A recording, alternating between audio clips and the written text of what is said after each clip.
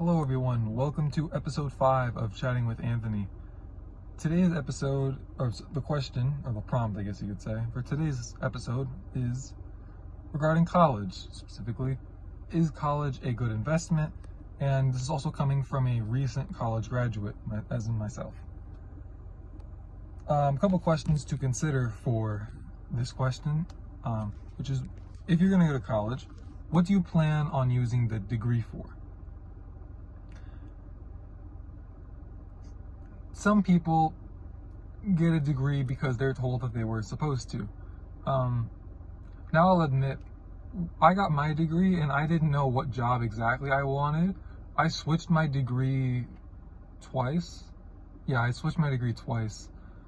And the degree that I got, there's no specific job that I really wanted as a result of that degree.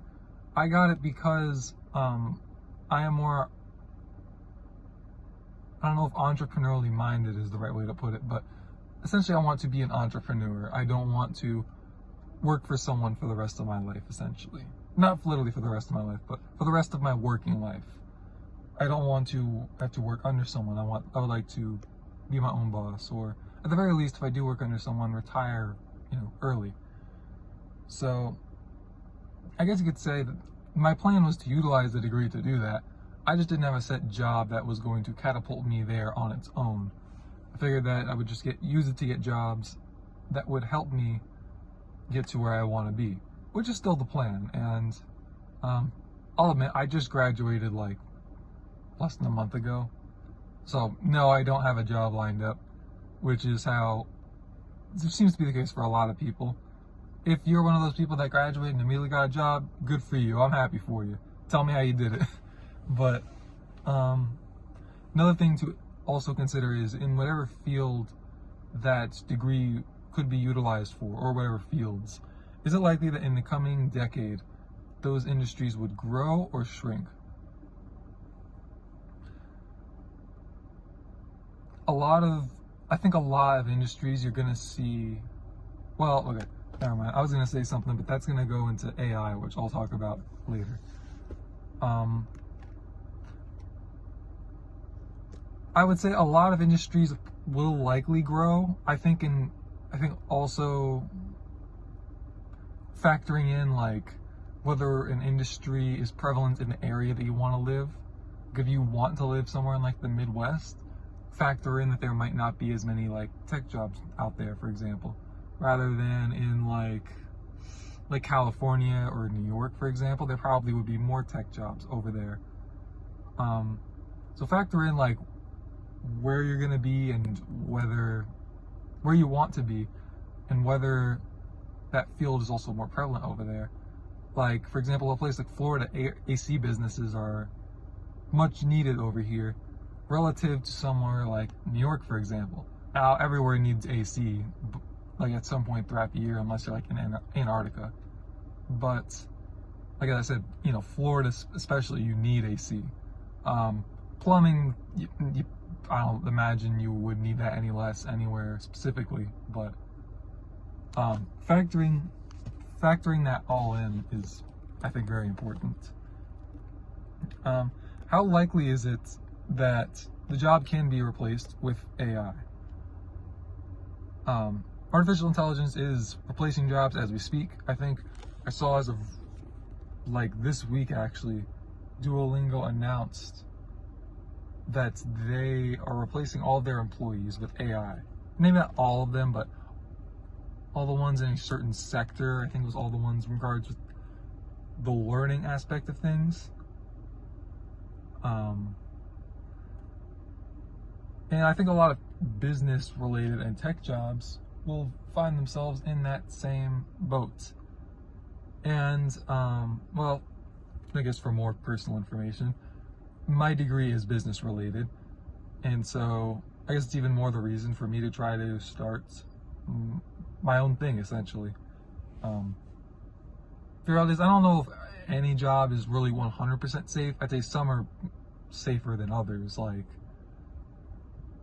I've heard people say that the CEO or like the higher up positions, like corporate type jobs, are safer than a lot of other ones. I would say like the more automated ones are obviously not safe. Like the ones where you're just doing the same task over and over again. The ones where you need critical thinking, they say it isn't. In my opinion, AI will get there eventually.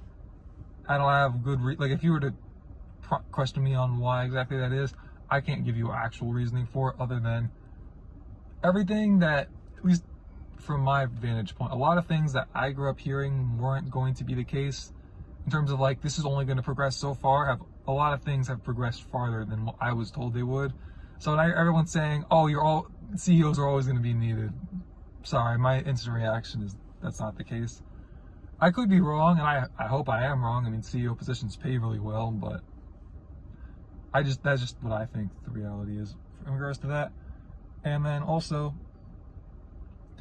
factor in the plow versus the harvest. Sorry for the shaky camera. I think the reality is questioning whether or not it's worth getting a degree. Also, you should also consider how much time and how much money it's going to cost you to get that degree.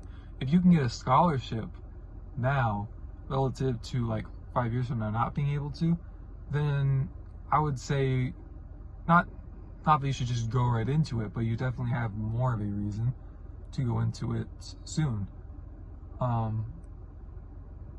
Understanding that, you know, time is of the essence. You don't want to, things in general will get more expensive with time. Just that's how inflation works, like in the marginal percentage that it always is supposed to go. But in today's state of hyperinflation, which doesn't seem to be quite as bad as of right now, I don't know, I haven't kept up with the stuff all that well, but regardless of that, things are a lot more expensive now than they were 8-10 years ago.